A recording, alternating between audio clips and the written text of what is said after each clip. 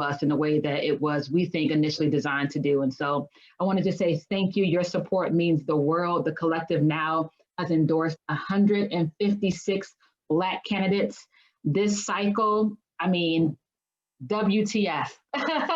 And what I love to say about the 156 is that every single one of them have gotten a check from the collective. And most of those people have gotten maxed out checks from the collective. And that is only because of your support. And we know that for Black candidates who often don't get the money that they need in comparison to the white counterparts that they're running against, or they get money late, or they don't get the support they need, we know that the money that you all provide to us allows us to provide to them.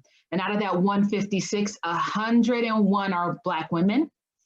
The 101st person was Kamala Harris when we had already endorsed her, but then it was like, ice on the cake, 101. And then 67 of those candidates are down ballot races. So we are making sure that we are voting up the ballot. Okay, we're voting up the ballot. We're starting local, we're starting state, and we're going to make sure that we get our federal candidates over the finish line. So with that, thank you for your support. I want to thank our host committee for all that you all have done, and thank you so much, Jack, for your help in pulling all this together. Now, y'all definitely ain't come here to hear me talk, so I want to make sure we get to our special guests. I can say, I'm going to first start by quickly introducing Mayor Michael Tubbs, and I'm actually going to let them introduce themselves some, so I'm not going to give real big bios on them, because, I mean, hello, we all know them anyways, right? But Michael Tubbs, I have to say, I have known since he was in high school. I met Michael when he was the youth council president for the Stockton NAACP Youth Council. I was the head of the Youth and College Division Director. And when I tell you that the Michael Tubbs you see now is basically how he was in high school, is that not scary? But it was so hopeful because you just knew that this young man was going to be the incredible leader that he is today. And so my heart, I feel like I'm his auntie. I'm not that much older than him, let me just say that. But I just feel so proud to see Michael Tubbs and the work that he's doing on behalf of his community. And then tonight to be joined by Mayor Pete Buttigieg. I mean, hello, is he not just he's not just a rock star because he's cute and he's intelligent, but he's a rock star because he is able to really synthesize what it is that we all want and need as Americans in a way that's so concise, that's so personal, and is so focused on making progressive changes in the most poignant ways that's also realistic. And so that's what I especially appreciate about Mayor Pete Buttigieg. And he actually, as soon as his campaign was over, literally had a phone call with Quentin and I, co-founder of the collective, and said, okay, what can I do to support you all? And so I am extremely grateful. Not everybody picks up the phone in that way. And so thank you so much, Mayor Pete, for just all of your support that you have given us and just for being the leader that we all need in this time. And then finally, I want to just say thank you to our co-moderator of the evening, the incomparable Nia Long, who I feel like, I had to catch myself because you grow up with somebody, but like you don't actually know them in real life, but you think you do. Because I just knew I knew her, and I was on the phone. Nia, girl, I was like, okay, no, Stephanie, hold back, chill. You don't actually know her like that. But Nia Long is just the most incredible, down-to-earth, focused. She knows the issues. She is able to speak from the heart as not just a woman who is leading in Hollywood, but as a mother of 2 Black boys, which I can totally relate to with 2 of myself. And so from The Best Man to Love Jones to Fatal Affair, which is now on, is it Fatal Affair or Fatal? Yes, Fatal Affair. Because I watched it and I was like, Quentin, we need to turn the lights on, baby, because this was actually spooky. It was suspenseful. It's on Netflix. Check it out. But Nia Long, thank you so much for moderating with me this evening. And I am actually going to turn it over to you.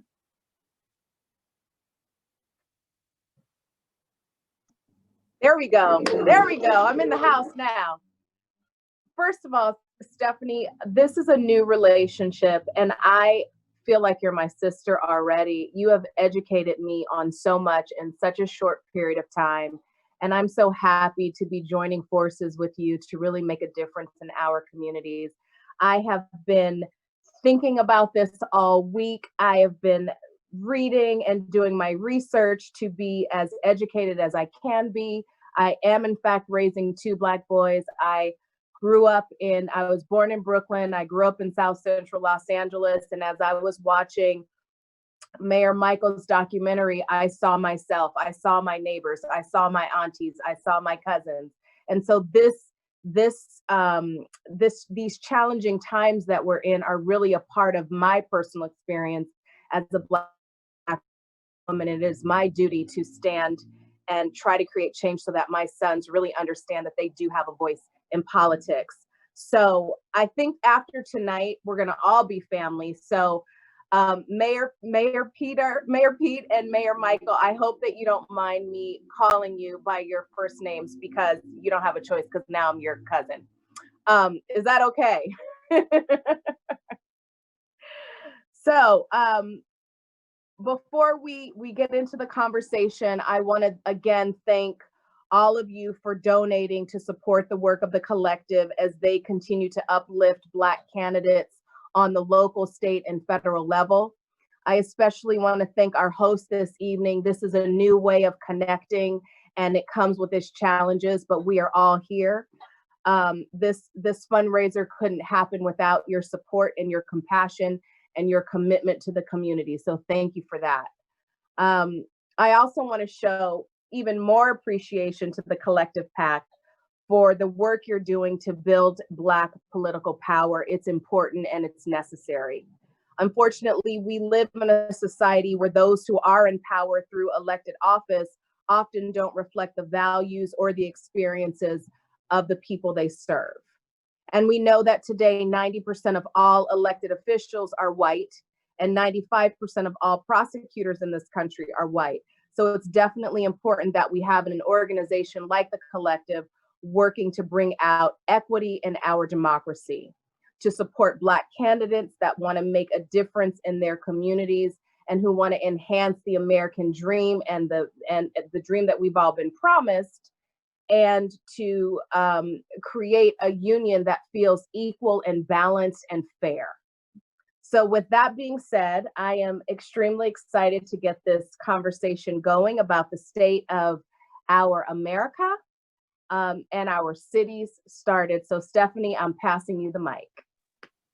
Awesome. Thank you so much, Nia. And we're going to get right into the conversation. And I first want to ask you, Mayor Peter, a question. And just know, everyone, thank you for putting any questions you have in the chat. We'll definitely work to get some of those questions answered this evening.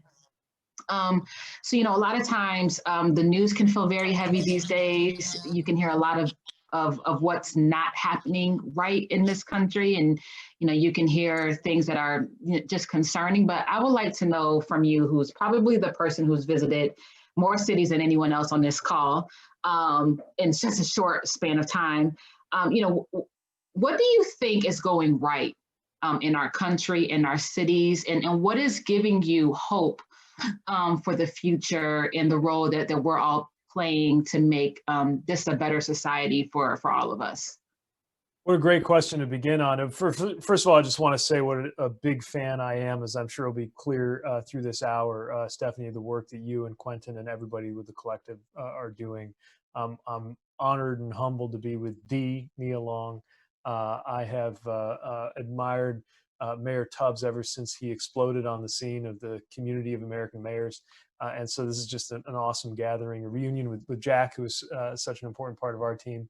And I see a number of alumni of Pete from America. I just want to thank everyone who's part of this, because it's something all of us should be taking an interest in. And I love your question, because it's kind of bleak right now. I mean, there's a lot of pressure against our hope and our optimism right now. But the thing that I keep coming back to is that, okay, the 2020s did not get off to the best start.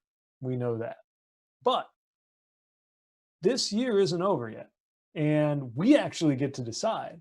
We, the American people, can decide how 2020's story is written and how this decade, the 2020s, will begin. The biggest thing that gives me hope is the knowledge that there is no going back. I mean, we were talking in these terms already during my campaign, but since my campaign ended and the world was changed by the pandemic, now we know there's no going back. We're not just going back to the old normal with all the same weaknesses and the same winners and losers. There's no putting that back together. You add into that the fact that America's biggest cracks in our foundation, including not just a history, but a present day reality of systemic racism, have now grown to the point where they could take the whole thing down with us. The other side of that is we could get to be the generation that finally fixes it, that finally conquers that. As a matter of fact, I believe one of those two things will happen. Either these racial inequities will wreck the American project, as they've threatened to do repeatedly, and they finally actually will, or we live to be here as it gets fixed.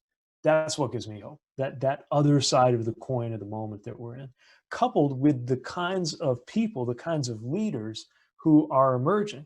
The most fun that I'm having, especially since we got kind of confined to quarters here, the most fun I'm having is working with extraordinary candidates. And there's a lot of overlap between the candidates, as you know, that the collective is backing, and some of the extraordinary Black candidates who are among those that we're supporting with Win the Era, the PAC that we put together after my campaign ended. And you meet these candidates, as you know, I mean, they just fill your sails. They have the energy, they have the intellect, they have the enthusiasm.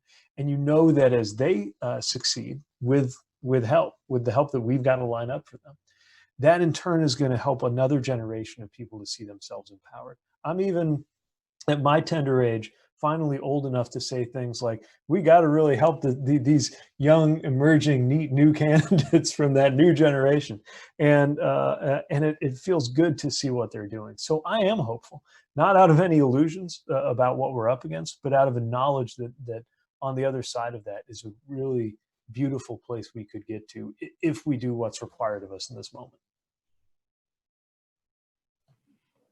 Thank you so much for that. Class of 1999 in the house to Mayor Pete.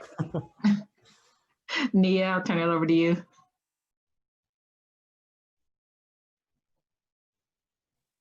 You're on mute, Nia. Now can you hear me? I feel like we're in one of those commercials. Yes. Can you hear me now? Yes, we can hear you. Thank you, Mayor Pete, for your insight and your voice and your commitment to supporting the community. And I am thoroughly enjoying everyone's ideas and thoughts about creative ways as we can make as to how we can make an impact. So now is Mayor Michael there? I'm right here. Okay, hi Mayor Michael, how you doing? I am good. How are you? I'm doing fantastic. So the first thing that people say when they speak your name is how young you are. And I noticed in the documentary that as years passed and the more you accomplished, your age was still the very first thing that they mentioned. And I thought it was so sweet, because when I look at you, it's sweet and endearing. When I look at you, I see, like the guy that I grew up with that lived down the block from me, who always wanted to do the right thing. And when I see you, you are a light. You are a light in the community. You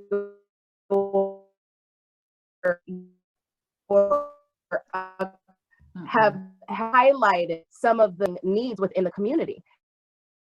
So with all,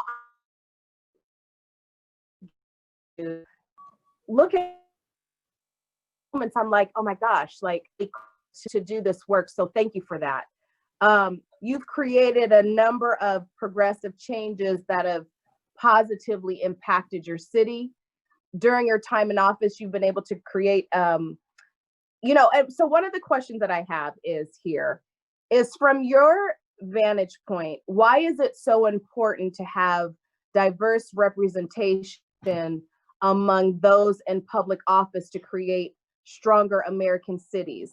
And what really do Black candidates need that are running to serve their communities in terms of, I know money is a big part of it, but what can I do to help support, besides being here today, but celebrities have a big voice in the community, and we can filter a lot of information through our community of actors and artists. And I'm just wondering, I know it's a twofold question, but I'm just wondering what your perspective is on those two thoughts. Yeah, well, first, if you had told 13-year-old Michael, which was not that long ago, but it was 17 years ago, that Nia Long would be singing my praises on Zoom, I would have been the man at Hamilton Middle School in Stockton, California. So thank you just for that, that moment in personal history and for your leadership. And I take a moment to say, Mayor Pete, always good to see you. I remember one of the first conversations I had when elected young was with you to figure out how did you handle being young with the responsibilities of still having to lead a city with complexity and challenges. So thank you for your leadership and your continued support. And Stephanie, I'm gonna call you my auntie. You're like my big sister. I was shocked you went with the auntie. Like, you're not that old. So I'm not. I'm definitely your big sister. So let's always remember that, Michael. Good to see you. And then last, I'll say my good friend Seth, who's the treasurer of the state of Rhode Island, is on this call. So good to see you, Seth, and thank you. So to answer your question, I think for me, everything we're doing in Stockton, from the work against poverty with guaranteed income to the universal scholarship program to the gun violence reduction program, comes from a deeply personal place. My mother, she was single. I grew up in poverty. So when we talk about ending poverty and empowering people with the agency to make the right decisions for themselves and their families, that's not a talking point. That I think of my mother and what she would have needed as she was raising me single. When we talk about gun violence reduction, I think of my cousin who was murdered in Stockton and wanting to make sure that doesn't happen to other young men of color in my community. And when I think of sort of educational opportunity and the fact that I'm only the mayor of Stockton because I was able to go to Stanford for free, it makes the scholarship program and the work we're doing to increase opportunity deeply personal. And I think that's why your all support in the collective is so important, because our democracy is stronger when we have leaders and representatives that actually reflect the lived experiences of constituents. And Stockton's the most diverse city in the country. My city is actually only 10% African American. So I tell people all the time that as a Black man, my experiences being at the lower end of the caste system in America, as Isabel Wilkerson says in her new book, has given me the empathy to build a bridge instead of a moat to other experiences. So because I know what it's like to be marginalized, I go hard for my immigrant communities. Because I know what it's like to be othered or to not to be looked at or to have heard stories of discrimination, I go hard for my LGBTQ community. And I think it's just having that diversity of understanding that the system does not work the same way for everyone. Give someone the credibility to actually lead in a way that helps people that have their experiences, but also people with different experiences than their own. And then to the second question around how to help Black candidates, I definitely would say money is important because you think of sort of, if you look at Black small businesses or the wealth gap in this country and the history of segregation in this country, so much political fundraising is about networks. It's about donors. And I tell people all the time, not only if I had not gone to Stanford, but if I had not been the student rep of the development committee, the fundraising committee of the board of trustees at Stanford my senior year, it would have been very hard to raise $100,000 to run for city council in 2012 when my mom makes $40,000, right? Like, so there's like the idea of even, so the money is important. But then number two, I think just the political, it's a game, it's an industry, just like the Hollywood entertainers. So knowing who to talk to, and I think influencers like you all have so much impact, not just on the culture in terms of what conversations we're having and what's highlighted, what's prioritized, but people will pick up an email from Nia Long or pick up a phone call from Nia Long on an issue or for a candidate in a way they may not from an email from the candidate, and et cetera. So I know there's a lot of demands on people's times and influence and networks, but being very clear about sort of things that are aligned with priorities and lending your influence to help amplify candidates, but also amplify issues and causes. Because I think the artists and the culture creators have such a outsized influence on our culture and on the conversations we're able to have. And I think you shouldn't be asking the question because you do a good job, but I'm sure for many others who have similar levels of influence, that would be very helpful for all of us. Thank you for that, Michael. And we have a couple of questions. I want to make sure that if anyone has a question that you are able to put it in the chat. And so the first question we have is related around, specifically as we look at our American cities, and understanding that so much change happens on the local level, happens on the state level. Who you elect in those positions makes a big difference. And mayors especially make a huge impact when it comes to local laws. You can look at the example of Minneapolis, where I think the defund the police movement has really shined a light on Minneapolis with what has happened there and what's happened in the state as well. Wanted to get your thoughts to both mayors around, there's this desire to have fast change happen, but then there's the reality of there's a whole legislative process. How do you balance as a mayor, as a local official, being able to show that progress is possible and reach for the stars, but also maintain a level of realism on what the process is to make that happen, and also make it happen in a way that actually would create impact in changing whatever the law is intended to address. That was kind of a lot in it, but I want to thank Sue Ann for that question. But for either one of you, or Mayor Pete, I don't know if you want to start off. All right, well, I'm really excited to hear what Mayor Tubbs has to say about this, because he's in the thick of it, and the job has changed. I mean, I thought it was demanding to be a mayor before, but in just the 8 or 9 months since I left office, I know it's reached a whole new level. I'll tell you for my part, your question captures it really well. I mean, part of being a mayor is everybody wants you to just fix it. And sometimes the it that you're supposed to fix is as small and simple as a hole in the road. And sometimes it's as big and complicated as the moral anguish over police violence, or a situation like poverty or homelessness, and they still want you to just fix it. And to some extent, you have an amazing array of tools in your hands to do it with. And on the other hand, a big part of how you do that job is actually not just with the administrative or the legislative powers that you have, but it's the ability to set the tone, to call a community to its highest values, to inspire people to be better, and to reach out to what is best in people. And all of that stacks on top of the legislative, the management, all of those things together, which is what makes being a mayor, in my view, the most demanding and important and difficult and rewarding job in American politics. This, by the way, is also why it's so important that we have more Black elected officials at the level of mayor, as well as every level in the country, because diverse communities, including for the reasons that Michael so eloquently expressed, communities that are not majority Black, but are better served by someone who has the experiences that he can draw on to serve others.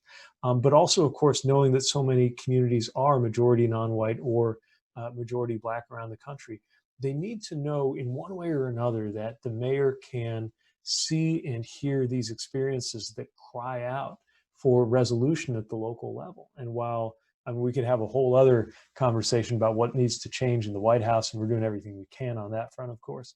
But a lot of these things that we talk about as very big, broad issues, from climate change to systemic racism, certainly police violence, but also issues of health and safety and economic empowerment, they actually cash out at the local level. That's where so many of the key decisions are made. And so the collision of poetry and prose is really the language, I think, of a mayor, and it's why it matters more than ever that we lift up a generation of leaders who carry that experience. But again, I'm really excited to hear the latest in terms of the view from Stockton on this. Yeah, well, I think the role of mayor, to your point, Mayor Pete, is perfect for this, because at the end of the day, you have to do something. So one of the conversations I've been having with my community is that progress and perfection aren't the same thing, but progress is a good thing, and we should be happy about that. That we're talking about 400 years of issues with racism and white supremacy and all the isms in our country. That's not going to be solved in a 4-year mayoral cycle or an 8-year mayoral cycle. That's not an excuse not to do anything. So with the tools that we have, with what's in my formal authority, this is what I can do. And I know it doesn't feel like enough, because it's not. But this is literally in the authority that I'm given is what I can do. And we've had some success with that conversation, and then we've added to it with this idea that even when things aren't in my formal authority, to your point, Pete, as mayor, just calling out the issue and letting people know you see this as an issue. You see this as untenable. You're upset about this too. You don't think it's okay. Oftentimes help. And then also piloting ideas that would have to be federally done. So for example, 2 years ago, we started piloting a guaranteed income or a basic income. Not because I thought the city of Stockton could do a basic income for 300,000 people, but because I thought a basic income would help the 300,000 people in my city, and that by piloting it and showing it could work, then we could harness some national energy to get it done eventually one day, even if it's beyond my time as mayor. And what we've seen in the past 2 years is now we have 25 mayors in a group called Mayors for Guaranteed Income. Mayor of LA, Atlanta, Pittsburgh, Oakland, St. Paul, et cetera, who are all saying we're going to pilot too. And I think in that way, I've been able to show my constituents that even though I don't have a magic wand, I don't have all the answers, very few answers actually, but what we can do is begin to solve problems and create solutions at scale. And then I think the last thing in terms of the mayor is that you kind of have to be the bad guy or the parent. And you have to call other branches of government to account and hold them accountable. So I've been a civics teacher for the past 6 months, especially with COVID, because everyone's looking at me, but I'm not the public health officer. And the public health officer works for the county, which is a different form of government that you elect. So I tell people all the time, you can be mad at the one person you elect, or you can be mad at the 5 board of supervisors you elected, the 5 school board members you like. Everyone's elected just like me, and everyone has a role to play. And it's easier said than done. I think part of it's rolling with the punches and showing some wins and some signs of progress, and also just being honest and leveling with people. It's sort of my best attempt at doing the impossible job of being a mayor in America in 2020. And I think you brought up a good point, Michael, in that oftentimes people either feel too empowered or not empowered enough because they don't know how government works. And they're asking you or a certain representative to do something that actually is nowhere near within your control to do. And we know that civics and social studies is being taken out of schools and taken out of even college curriculums and not talked about in the public sphere the way that it should. How do we overcome the hump of being able to help make sure our constituents are educated to the process so that they feel most empowered to be a part of that process to create the solutions that we need to see, and that they can be a part of having that progress take place? No, I'll jump in briefly, Pete, and I'll let you finish. But I like when you said earlier how even though you're not even 40, you're like mentoring the younger generation of leaders. And I kind of feel the same way, at least with civics, in terms of just giving everyone a primer on civics. So again, people don't like it, but when people come to my office, I'd say all the time, like, being angry is easy. That's just like a basic human response. You should be mad. Like, there's nothing happy about this. Fine. But your opinion has to be informed. I don't want your input without you having information. And people hate when I say that, but it's hard to have a discussion that's solution oriented if you don't have the information as to what we can do and then if I try to give it to you, you get upset.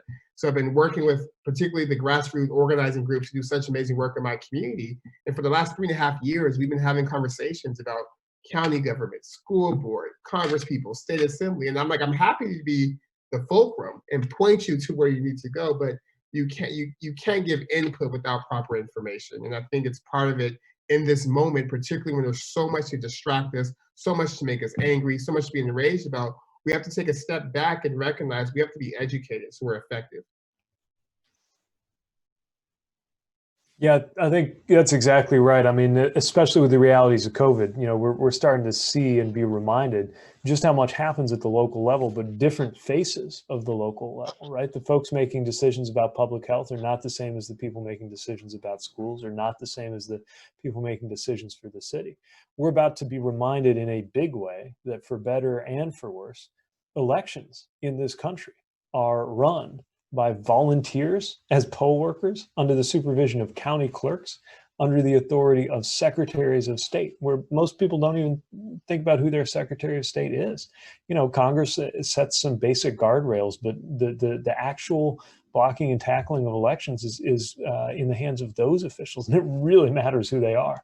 So part of, I think, that education happens actually in the course of the work of getting good people elected, right? The process of having more progressive and justice-minded people seek to become prosecutors, for example, and not only defenders, has helped, I think, a lot of people come to see the power that's in the hands of DAs. The process of having people run for offices like Secretary of State and do it on a platform of making sure everybody is, every eligible voter gets that right to vote, I think helps remind us what's at stake in those offices. It's also a process, I think, of mutual education, right? So in a well-structured democracy that knows how to listen, and you can do that at the level of a good city hall or a good representative who has their ear to the ground. You know, you as an official are being educated in the priorities and the needs of those you serve. And then reciprocally, you're making sure that they're educated through empowerment by saying, here's what you can do to change this thing. And sometimes it's something the elected official can do, but a lot of times you're actually placing that that power or that inspiration back in the hands of the people who have more power than they knew they had. Thank you. I have a question. Can you guys hear me? Great. Yeah. Yes. Okay. I unmuted myself this time. So in this land of COVID, I'm raising a 8-year-old son, and I have a son who was in college, first year of college, came home for spring break and never went back to school. He was devastated. He was playing baseball, D1 school, and I have a kid, and my youngest one is just starting 3rd grade. And what I'm struggling with, and I would just love to hear your insight, both Mayor Peter and Mayor Michael, but parents are, mothers especially, are really struggling right now. Because what I realized is our education system is not up to par. My children are in private school. And the one thing that Zoom school did was sort of pull back the curtain on the quality of education our children are getting. And I made a really tough decision to homeschool my youngest one because he wasn't being nurtured, he wasn't being heard, and he's in a school that's sort of diverse, but he is the only Black boy in his class. And I'm really worried about the next generation of young people who are missing a big chunk of education. I'm worried about their mental health, not being able to play and learn how to communicate and be creative and find confidence through congregating with their friends. And I'm just wondering, are there any, thoughts looking ahead in terms of how are we going to manage these babies who have changed for them and they're not old enough to understand what happened, and how do they catch up? I know that was like 25 questions in one, but yeah. I'm speaking to you as a mom. Forget the Nia Long thing of it all. This is a real situation in my home. And this isn't about fame, money, or class. This is about humanity and the basic needs of our kids as far as education is concerned. Yeah, and this is what I think is on the hearts of so many parents, and there's no easy answer because parents are watching their children process this and thinking about the mental health implications, thinking about just the loss of these crucial experiences. And, the reality is we shouldn't be here in the first place. That's the first thing to make clear. Not every developed country, in fact, no other developed country is seeing the kind of disruptions that we did. But you're right, this may be shining the light on issues that were deeper within the structures of American education for a long time. Part of it's the resources, the way that resources have been withheld or distributed with profound inequality that have really set us back in terms of our ability nationally to create the environments where kids are going to thrive. Part of it's in terms of the fact that a lot hasn't been updated in education in a very long time. And it will be interesting to see. I think we're all learning that there are some aspects of e-learning that we never want to see again. And at the same time, I think maybe a sense that we don't just want to snap back to whatever we were doing 2 years ago. And, so much, I think, is being laid at the feet of parents who are not being given the resources to figure this out, who are so powerfully motivated to be there for their kids in every possible way. You are wired to do that. And yet, part of why we as a society organize systems of education are to make it possible to meet these basic needs, and it's not happening. And that was a problem before this pandemic reared its ugly head. But I'm sure that Mayor Tubbs is hearing about this right and left in his community too. Yeah, it's funny. I was talking to my wife the other day because we have an 11-month-old. And I've been, and we were looking for help right before COVID happened. So it's just been mostly her, but I've been doing my couple hours a day as well. And I'm like, this is tough. But imagine if he was in school. Like, and then I remember talking to my mother recently and saying, Mom, imagine if me and my little brother were home all day. You were working, like I said, single, how are families getting through it? How are they doing it? And just hearing from families in the community. So I think the first thing is, as we begin to open up, we have to have a comprehensive sort of mental health response for our children. Understanding that particularly for a lot of our children, they already are facing adverse childhood experiences. And we know that what that does to brain development. We know that does for a long-term outlook. And I'm just not sure if school was a safe place before COVID-19 and school closed, or schools where you ate before COVID-19 and school closed, or school was your outlet away from maybe dysfunction or abuse, et cetera. How being holed in the house as a minor for months and months and months and months and months, how are you going to be magically expected to just go to school like everything's normal? So I've been talking with some of the mayors in California, with our Surgeon General, around sort of what are we doing around sort of the mental health of our children to make sure they go back to school. We're treating the whole child and understand they all collectively went through a traumatic experience that's going to require a very specific intervention. And then number two, I appreciate the fact you called out that, I mean, kids have two parents, but we know the way our society is organized. Even in the best and most egalitarian household, it's the mother, it's the woman who's doing the vast majority of domestic and caregiving work, while oftentimes still being an essential worker and still having to go out and work at the cross. And it's mind-boggling. So I think hopefully with a new administration, and we've seen some policy to that end, but there's a specific call out in terms of policy supports for mothers, whether it's with childcare, with being compensated for the domestic work that's being done in the home, just some sort of way to honor the fact that we know it's not fair. And that's why we have gender pay gaps and things of that sort, because women aren't doing one job, they're doing 4 or 5 or 6 in many cases. And then lastly, I say to your son who's a college freshman, I would be pissed. I love being away from home for college. I hated coming home for breaks. My first Thanksgiving break, I was like, Mom, I don't know if I'm coming back for Christmas. So I can only imagine what it's like to lose that freedom to be, even though home is cool, to be back home. So I think what we've been doing in Stockton is trying to find outlets for them to be involved and engaged virtually. So tutoring and e-mentoring younger students, helping out the food bank, just finding way and saying, but also just admitting like, look, this is terrible.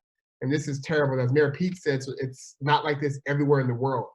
Like we are ground zero for the worst COVID response. And that's why, again, this conversation matters, because who we elect matters, and it impacts not just sort of the economy, but education, our children. And I'll end with this. I was reading on Twitter the other day. It said Brazil and India were fighting for the second worst COVID response in the world. And I looked at my wife, I said, well, who's the worst? And she started laughing and she said, we are. I said, wait, the worst in the entire world?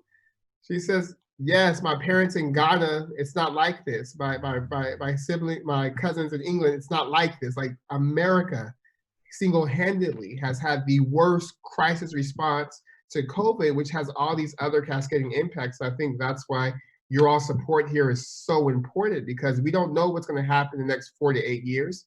we know something will happen. We know we live in a time of pandemics. We know we live in a time of disruption. So who's in charge? We need brilliant people like Rhodes Scholar Mayor Pete, like at the helm, to help figure these things out, because it's we see what happens when we just let anyone steer the ship.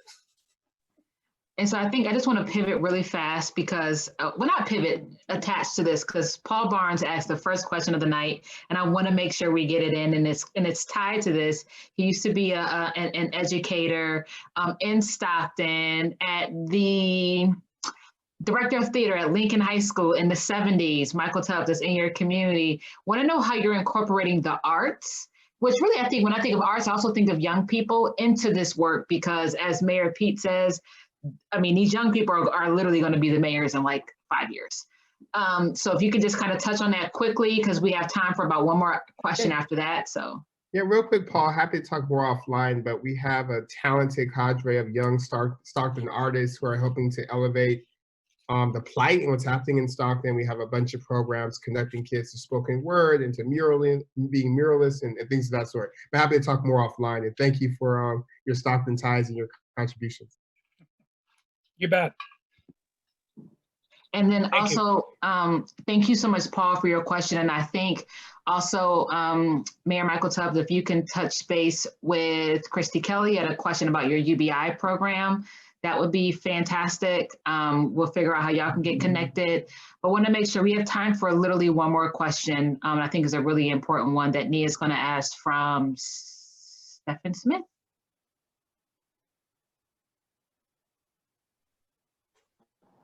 Okay, I just had a little technical difficulty on my end. So what was the last thing that you said, Stephanie? It was the question from Stephen, which I don't mind asking it if you want me to, Nia. The question from Stephen. I'll ask it.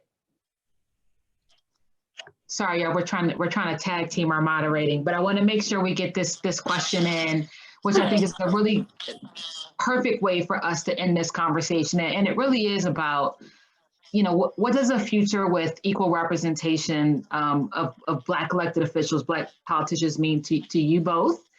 And how really, you know, how will we know when that fight is won? But I think also, what is the impact that you would like to see if we were to have equity and representation for really all communities? We're focused on the Black community tonight, but I think of so many, all of our diverse communities. What would that mean for us to have our American democracy look like Americans? Wow. Great night. You have the last word. Sorry, go ahead. As I'll go first, you got the last word. Okay. I'll be brief. No, I think representation is necessary but not sufficient, right? I think that it's not just like, I think when I think about the collective PAC's work, it's not just about having any Black person in political office. It's about having ethical, qualified, experienced, intelligent, values-aligned Black folks who could go and speak to a diversity of experiences, but one that's rooted in the particular experience of being Black in America. And when I think of sort of what we want in the future, we want elected officials that reflect the lived experiences of the American people, which includes the Black experience. But how that shows up, it's not in who's in the seat, but what policies are being enacted. So I think that for me, the North Star will be a governance system that's responsive to, for example, to crises. Like the fact that we have COVID-19, where folks aren't allowed to work, where small businesses are losing money, where people are sheltering in place with no paid time off, and we can't get Congress to act on cash payments to the American people. That's a misalignment in terms of who's representing the interest of the American people. So when I think of the path forward and when we reach our North Star, it's when we have a functioning democracy that's actually not even necessarily reflective of where public opinion is, because sometimes public opinion lags. Like 3 years ago, Black Lives Matter was a pariah. And Black Lives Matter didn't just start mattering in 2020, they mattered since 1619 or 1492, right? So I think part of it is having leadership that's able to represent our values, those things we say on paper, and very simply, this idea of well, I guess the Pledge of Allegiance in terms of liberty and justice for all. And once we have leaders who embody that, who also look like and can speak to the experiences of the diversity that makes our country so great in terms of the world, then we will have arrived. And I think collective PAC's work is important because, again, tokenism is not change and it's not radical. Like we saw a whole bunch of Black folks at the RNC. We saw more Black people speak at the RNC than at the DNC, to be frank. But at the same time, those folks didn't have the interest of the Black folks at heart. So all right, I'm done. Off to you, Mayor Pete.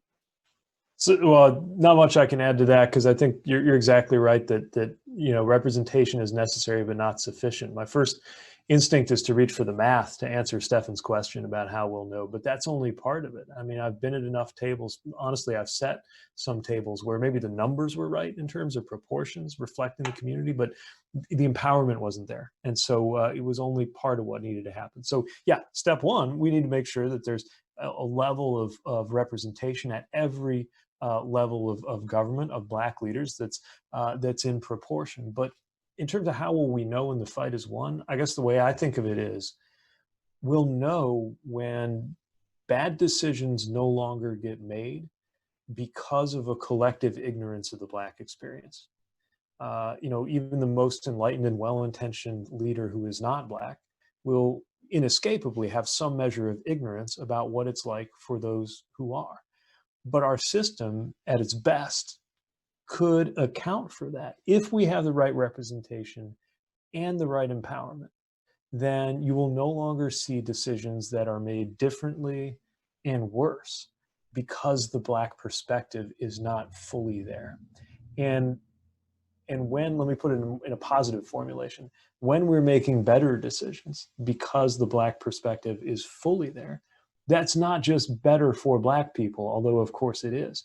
The whole country is so much better off. As a matter of fact, it's the only shot we have at actually being a democracy.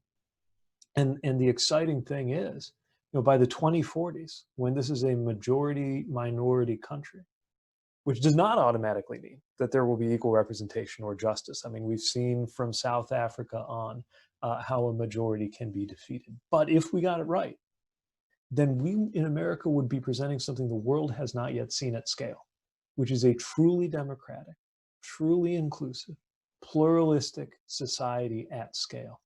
And what a great thing it would be for us to live to see America do that. I think we might.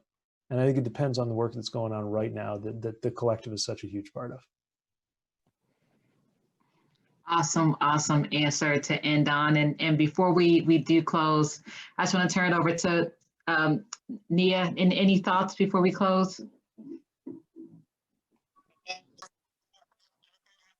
Well, first off, this is such an inspiring evening. My heart is so full. I feel like I want to just spread this with all of the people that I love in my community and just share all of this wonderful information. One thing that I just want to share with you, I've been using this COVID time to get quiet and spiritual and truthful with myself, because my work as an artist comes from that place. And that's what I want to also be as a member of this community. And when I hear both Mayor Pete and Mayor Michael speak, I feel the truth. I feel that tangible thing that catapults us to a different sphere of power. And that's what this moment is really about. How can we as a community come together and push forward? So I encourage all of you, especially the moms out there listening, when you feel it is impossible, take a breath and find your footing, and maybe even a glass of wine. I'm not opposed to that. And just know that I'm with you, because in these moments, we can actually teach our children the basics, how to do laundry, how to properly make a bed. This is home economics. I don't know what happened to that in school, but these things are just as important as reading, writing, and arithmetic, because we are trying to support these young souls to be good humans. And out of that nurturing, we can have good leadership. So closing, Mayor Michael, you said something that I'm probably going to get tattooed on my arm next week. You said, let's upset the setup. I leave you with that. Thank you. And thank you for including me. Stephanie, I love and adore you. You are the is so important and will be written in history books. So I thank you all for having me. Honestly, this has been it's been the highlight of my week, and it's only Monday. Well, I hope that feeling carries on, Nia, and thank you for the sunshine that you brought to the conversation, and just for the realness of a toddler who probably has to pick up pee on the ground, because I am trying to teach my 3-year-old how to potty train. I needed that, so thank you. And I need it tonight, and tonight would not have been possible without Mayor Pete Buttigieg and Mayor Michael Tubbs for sharing so much realness and positivity. Thank you both for your leadership. I know it is not easy to be a public servant, but you all do it so well, and we're so proud of you all. We are so grateful for you. So thank you both so much for your leadership, and thank y'all tonight for coming on. One of my favorite Jay-Z quotes is, you could have been anywhere in the world, but you are here with us. And so we appreciate your time, your support. And listen, if you're leaving this conversation on a high note, feeling good, you know what? We can have this feeling all the time with a fundraiser that you host. So please, if you're interested in hosting your own fundraiser to help us get these candidates across the finish line, please let Jack know. We appreciate your contribution tonight, but I know you got a couple more dollars burning a hole in your pocket, as my mama would say. So if you're interested in pulling a group of friends together for a little conversation, I promise you that we know just the best people in the whole world and can probably pull a good conversation together for you. So please let us know. You can hit up Jack. Definitely go to collectivepac.org/candidates, and you will see the 156 candidates that we have endorsed up and down the ticket. And you'll see how dynamic their stories are and how impactful they would be if they were elected. So thank y'all so much. We are officially at 50 days, I think, until Election Day. We're here with you all. We appreciate y'all more than we could ever convey, and we hope that y'all have a great evening and a great rest of your week. So thank y'all. Good night. Good night. Thank you. 50 days, guys. 50 days. Woo-hoo!